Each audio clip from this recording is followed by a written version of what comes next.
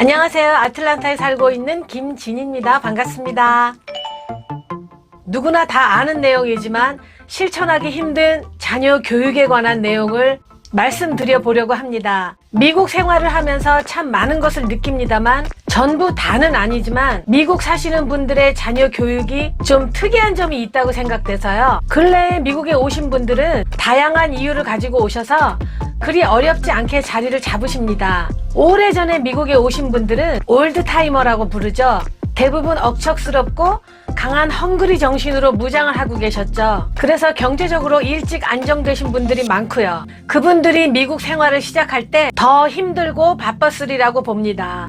그리고 언어 문제에서 오는 피로감도 있었을 거고요. 한국에서 즐기던 아기자기한 놀이 문화가 없어서 죽어라 일만 하시는 분도 많이 계십니다. 동창생이나 어릴 때 친구들을 만날 수 있는 것도 아니고 놀고 싶어도 함께할 친구가 거의 없죠. 온 가족이 미국에 함께 살고 계시다면 그나마 축복받은 분들이겠고요. 저처럼 부모님과 형제가 한국에 있어서 자주 못 보는 분들도 아주 많잖아요. 그러다 보니 명절에도 친척이나 친지하고 함께 지내지 못하고요. 그저 하루도 쉬지 않고 일만 하시는 분들 상당히 많습니다. 덕분에 한국 분들은 외국에 살고 있어도 다른 민족보다 경제적인 자립을 빨리 이루기도 합니다. 늘 바쁘다 보니 애들과 대화할 시간이 없는 집도 많고요. 그런 세월이 오래 가다 보면 부모와 자식 간에 대화하기가 힘든 시기가 오게 되는 거죠. 부모는 한국말만 하고 영어는 아주 조금만 하고 자녀는 영어가 편하고 한국말은 아주 조금만 하고 그러니 같이 있어도 진솔한 교감이 있는 대화는커녕 대화가 점점 힘들어지게 되는 거죠. 한국말만 하는 한국에서도 부모 자식 간에 대화가 없는 집이 많은데 이건 아이의 언어가 다르니 어떻게 의사소통을 하겠어요. 밥 먹었냐?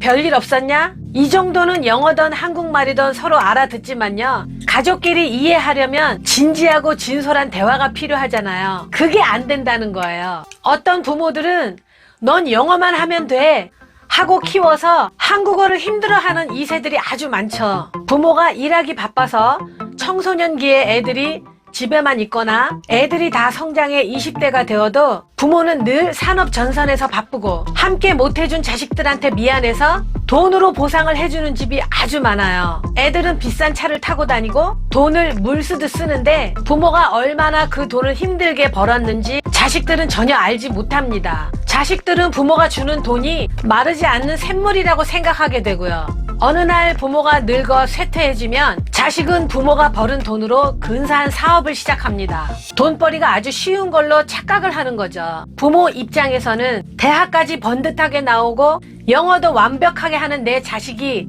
당연히 근사한 사업을 훌륭하게 해낼 것이라 생각합니다. 그러나 현실은 그게 아니죠. 그래서 그렇게나 부모가 힘들게 벌어온 많은 돈을 순식간에 날려버리는 자식들 정말 많습니다. 이 영상을 보시는 분들 주변에도 그런 분들이 아주 많을 거예요. 특히 영어권 이민 2세들은 경쟁이 심한 생활을 해보지 않아서 순수한 면이 많아요. 남에게 금방 속기도 하고 귀가 얇기도 합니다. 깡패같이 생긴 애들도 대화를 나누면 근본은 아주 천사 같아요. 그리고 어려움 없이 커서 경제적인 개념이 없고 일에 대한 끈기가 없는 2세들이 아주 많습니다. 제 생각에는 우리 주변의 많은 자녀들이 경제 개념이 없고 끈기가 없는 것은 다 부모의 잘못이라고 생각하거든요. 내가 너무 고생을 했으니 내 자식은 고생을 하지 않기를 바라는 마음에서 부모의 힘든 모습을 보여주지 않는 거죠. 아주 잘못된 판단이라고 생각합니다. 마음은 충분히 이해를 하죠. 저도 부모인데요. 세상에서 가장 사랑스러운 존재가 내 자식이잖아요. 만약 자식이 별로 사랑스럽지 않은 분이 계시다면 그 사람은 사랑이 뭔지 모르거나 사랑을 받아보지 못한 사람일 거예요. 돈? 중요하죠. 내 가족이 아플 때 치료비 내줄 돈이 없다면 죄의식을 느끼게 되죠. 공부 잘하는 자식을 돈이 없어 대학을 못 보낼 때 역시 죄의식을 느끼게 됩니다. 그래서 돈은 아주 중요합니다. 그런데 아시다시피 돈이 다는 아니잖아요. 자녀들이 성장하는 과정에서 부모가 잡아줘야 할 기본 가치관이 정말 중요하잖아요. 돈만 따라다니느라 애들을 방치해서 자식의 정신 상태가 엉망이 되어 있다면 도대체 무엇을 위하여 죽어라 일을 했나요? 많은 자녀들이 부모의 경제 상태를 부풀려서 생각하고 있다는 통계가 있어요. 특히 한국 사람들이 자식에게는 부모가 원래 가진 재산보다 훨씬 더 크게 알려줘서 자녀들은 부모의 능력이 엄청 좋은 걸로 생각한다더군요. 자식들에게는 솔직해야 합니다. 특히 경제적인 문제는 더욱더 솔직해야 합니다. 부모가 먼저 솔직해야 자식도 부모에게 솔직해지는 거죠. 부모가 매번 사실을 부풀리거나 거짓말을 하는 집은 애들 역시 겁없는 부풀림과 거짓말을 배우게 됩니다. 부모가 공사장에서 일을 한다면 그 모습을 자식에게도 보여주고 방학 때 돌멩이 하나라도 같이 나르거나 도시락을 도와주거나 뭔가 부모의 일을 도울 수 있도록 기회를 주는 거죠. 부모가 식당을 한다면 방학 때 부모님의 가게에서 서빙을 하거나 잔 심부름이라도 하게 해야 한다는 거예요. 돈을 번다는 게 얼마나 힘든 일인지, 부모가 얼마나 힘들게 일을 하는지 알려줘야 한다는 거예요. 부모를 위해서가 아니고 내 자식을 위해서 가르쳐야 한다는 거예요. 젊어서 고생은 사서 한다는 말도 있잖아요. 부모가 경제적으로 어렵다고 해서 어려서부터 너무 찌들게 고생하는 모습만 보여준다고 해서 자녀들이 경제 개념이 생기는 건 아닙니다. 오히려 애들이 우울해지거나 부자들을 경멸하거나 본인의 신세 한탄만 하고 살 수 있으니까요. 아주 상류 사회를 구경시켜주지는 못해도 적당히 고급 식당에 가서 비싼 음식도 사주고 가끔은 비싼 회도 사주고 우리 부모님이 웬일이냐 이런 데서 밥도 사주고 이렇게 생각할 정도로 고급스러운 곳을 가끔은 보여줘야 한다는 거예요. 돈을 많이 벌면 이런 곳에서 매일 밥을 먹을 수 있다는 사실, 고급스러운 세계를 알아야 도전을 할 거 아니에요. 언덕 위에 뭐가 있는지 알아야 올라가고 싶은 마음이 생길 거 아니에요. 수시로 자극을 받게 해줘야 하거든요. 여행을 가도 너무 저렴한 숙소만 가지 마시고 가끔은 고급 호텔도 보여줘야 하는 거예요. 그래야 부잣집 애들하고 대화를 해도 기죽지 않게 되는 거죠. 자식의 모습은 곧 나의 모습이다. 자식과 내가 닮았음을 말하는 게 아니고요. 내가 어떻게 살아왔느냐 궁금하다면 내 자식을 보면 금방 나온다는 얘기예요. 물론 가끔 돌연변이도 있어요. 부처님 같은 부모님 사이에서 손오공이 나오기도 하고 저팔계가 나오기도 합니다. 그러나 대부분의 가정이 문제아의 부모는 문제가 있는 부모인 경우가 많다는 말이에요. 부모가 문제가 있다는 것은 자식을 사랑하지 않는다는 뜻이 아닙니다. 내 자식은 누구나 다 사랑하지만 사랑하는 방법이 아주 꽝인 거예요. 사랑한다고 매일 입에 사탕만 물려주면 안 된다는 거죠. 다 아시죠?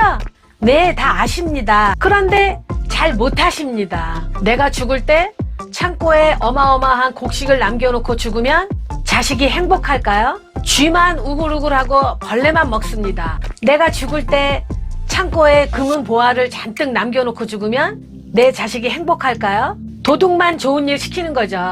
나 없이도 살아갈 수 있게 사냥하는 법을 알려주고 농사 짓는 법을 알려줘야죠. 그런 것을 대화 없이 어떻게 알려줍니까? 대화를 해야죠, 대화를. 꼭 대화를 많이 해야 하나요? 아닙니다. 보여줘야죠. 부모가 어떻게 일을 하는지, 얼마나 힘들게 돈을 버는지 옆에서 봐야 합니다. 세상에 그것보다 더 좋은 교육은 없어요. 그래야 공부의 필요성, 돈의 중요성, 일의 중요성을 다 배우게 되는 거예요. 너무 가르치려고만 하지 말고 야단치려고만 하지 마세요. 자식을 보면 뭔가 훈계를 해야 한다고 생각하는 부모님들 굉장히 많더라고요. 된다는 일보다 안 된다는 일이 더 많으신 그런 부모들이 굉장히 많아요. 부모와 자식 간에는 무조건 거리감이 없어야 한다고 생각하거든요. 어린 자녀가 하고 싶은 말을 들어주고 오늘 무슨 일이 있었는지, 지금 아이의 마음이 어떤지 들어주고 같은 편이 돼줘야 합니다. 부모는 어린 자녀의 일기장이 되어야 합니다. 부모가 바쁠수록 애들은 외롭죠. 그래서 외로움을 달래기 위해 나쁜 친구들과 어울리기도 하고요. 나쁜 길로 빠지기도 하잖아요. 너무 바쁘다고요? 이메일로도 얼마든지 대화가 가능하고요. 카톡도 있잖아요. 핑계죠, 핑계. 애들이 어릴 때는 단 한 번도 다정한 대화를 안 해놓고서 다 성장한 자식과 갑자기 대화를 하려면 그게 됩니까? 절대 불가능합니다. 내 눈에는 내 자식이 내 인생의 결과물이기 때문에 설사 엉망으로 살고 있다고 해도 내 눈에는 그리 나쁘게 비춰지지 않습니다. 그래서 내 자식을 판단하기에 올바른 눈을 가질 수가 없어요. 내 눈에 비춰진 내 자식보다는 남들 눈에 비춰진 내 자식의 모습이 더 정확한 모습입니다. 그러면 남들한테 물어보면 정확하게 알려줄까요? 아니죠. 상대가 기분 나쁠까봐 네 자식은 이런 나쁜 점이 있어 이렇게 말해줄 사람은 아무도 없죠. 만약 내가 누군가에게 내 자식을 표현할 때 그래도 얘는 이런 점이 있어 이랬으니까 이렇게 할 수밖에 없었지 그럴 수밖에 없지 이렇게 변명 아닌 변명을 하게 된다면 뭔가 자랑할 수 없는 부분이 있는 거죠. 가끔 TV에서 아기 호랑이와 아기 사자가 나옵니다. 너무 예쁘죠. 코끼리도 아기 코끼리는 너무 귀엽고 예쁘죠. 정말 사랑스러워요. 우리 아이들도 마찬가지입니다. 너무 예쁘죠. 미운 짓을 해도 예쁘고 천사가 내 아이보다 더 예쁠까요? 어린 자식이 고사리 같은 손으로 난 엄마랑 평생 같이 살 거야 라고 말하면 몇 년 동안 묵은 힘들고 괴로운 일들이 다 날아갑니다. 그 순간은 평생 꼭 마음에 간직하시고요. 너무 예쁜 아기 호랑이, 너무 예쁜 아기 사자는 다 성장하고 나면 야생으로 보내줘야 합니다. 우리 자식들은 원래 야생에서 데리고 온 아이들입니다. 사냥하는 법, 진짜 어른이 되는 법, 리더가 되는 법을 알려주고 나서 다 성장하고 나면 야생으로 돌려보내줘야 되는 거죠. 이미 어른이 되었는데도 혼자 살아가는 법을 모른 채 야생에 내보내는 것도 불안한 일이고요. 가르치지 못해 계속 품에 안고 있는 것도 옳지 못한 일이죠. 자식을 정말 사랑한다면 자라는 과정에서 살아남는 법을 가르쳐줘야 하고요. 이미 성장했다면 죽이 되던 밥이 되던 야생에서 배울 수 있도록 내보내셔야 합니다. 모든 일은 시기가 있는 거죠. 나중에 후회하지 말고 부모님 살아생전에 잘해야 한다고 다들 말씀하시잖아요. 그렇습니다. 우리 부모님들이 우리가 모든 조건이 안정될 때까지 기다려주지 않잖아요. 지금 당장 작은 것이라도 표현을 해야 되는 거죠. 자식도 마찬가지입니다. 자식을 가르칠 수 있는 것도 시기가 있는 거죠. 시기를 놓치면 사회에 나가서 아이가 스스로 고생하면서 배워나가야 하기 때문에 더 힘들게 되겠죠. 마음이 아파도 아이들을 강한 정신력으로 키워야 합니다. 자식도 나이가 많아질수록 가르치기가 힘들어지죠. 그러니 자녀가 감수성이 예민한 청소년기가 되면 대화를 많이 하고 가능하다면 일터에도 데리고 나가고 엄마 아빠의 인생 실패담도 들려주고 부모님이 어떻게 살아가고 있는가 보여줘야 한다는 거예요. 경제적으로 안정된 부잣집이라고 해도 스스로 용돈 버는 법 정도는 알려줘야 한다고 생각하거든요. 그것이 진정으로 사랑해주는 방법입니다. 묻지도 따지지도 않고 용돈 팍팍 주고 갖고 싶은 거 다 사주는 게 사랑이 아니라는 거예요. 다 아시는데 잘 안 되는 거죠. 의과대학 마지막 1년 남기고 때려치우는 애들도 꽤 있고요. 법학을 공부하다가 졸업을 눈앞에 앞두고 그만두는 아이들 많이 있습니다. 공부를 못해서도 아니고 머리가 나빠서도 아니에요. 목표 의식이 없어서 그렇죠. 도대체 내가 이걸 왜 해야 하는지 이유를 모른다는 거예요. 그걸 알려주려면 부모가 얼마나 일을 힘들게 하는지 돈벌이가 얼마나 힘든지 미리 알려줘야 한다는 거예요. 그리고 돈을 어디다 어떻게 쓰는 것이 멋지게 쓰는 것인지도 덤으로 알려줘야 한다는 거예요. 자녀가 청소년기에 있는 부모들은 아마 40대 중반쯤일 것 같아요. 물론 50대인 제 친구도 결혼을 늦게 한 친구는 이제 애들이 청소년기에 있는 친구도 있어요. 우리 부모님들은 건강이 좋았다 나빴다 하시면서 우리 세대가 점점 더 바빠지기도 하고 막상 우리의 노후도 준비해야 하는데 그럴 정신도 없고 마음이 조급할 수도 있습니다. 그러나 우리의 자녀들도 가르칠 수 있는 시기가 그렇게 길지 않다는 얘기예요. 자녀가 20대가 넘어가면 정신 세계를 다듬어 주기는 점점 힘들어진다는 거예요. 대학에 들어가고 나면 먼 지역으로 떠나는 아이들도 많고요. 이미 독립적인 사고방식이 머릿속에 자리 잡아서 경제 개념을 만들어 주거나 책임감을 심어주거나 하기에는 좀 늦은 감이 있다는 거예요. 혹시 그 시기를 놓쳐서 걱정이 되시는 분들은 자녀들이 스스로 사회에 나가 배워가도록 야생으로 내보내셔야죠. 알아서 부딪히며 배워가도록 자신감을 불어넣어주는 게 중요합니다. 끝으로 한 가지, 우리 부모님 세대가 살아온 세상하고 우리가 살아온 세상하고 많이 차이가 있죠. 그러나 내가 살아온 세상하고 지금 젊은 세대가 살아가는 세상하고의 차이는 상상 이상으로 엄청나게 큽니다. 저 어려서 컴퓨터가 실생활에 있지도 않았고요. 30, 40대들이 컴퓨터 모니터에 앉아 있으면 부모님께서 오락이나 한다고 야단쳤잖아요. 지금은 프로게이머라는 직업도 있고 매장이 없는 온라인 사업이 대세인 걸 생각하면 우리 세대에 맞춰서 바라보면 안 되는 것이 신세대의 세상인 거죠. 우리도 배워야 합니다. 자녀들에게 배우지 않으면 안 됩니다. 이상한 나라의 앨리스 아시죠?